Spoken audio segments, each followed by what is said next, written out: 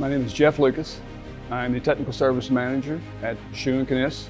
Scheu Kniss is an aftermarket parts supplier for the rotary tablet press industry. We also support the rebuilding and remanufacturing of our customers' machinery. I've been with the company since 1987, going on 38 years.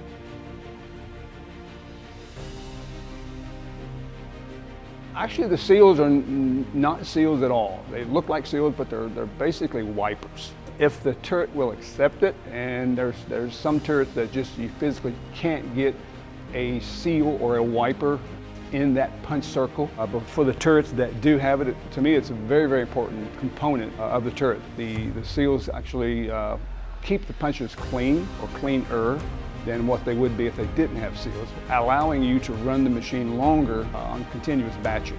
If the seals are not in place, then yeah, you're probably going to be required to clean the machine more often, or at least have a very, very, very good dust collection.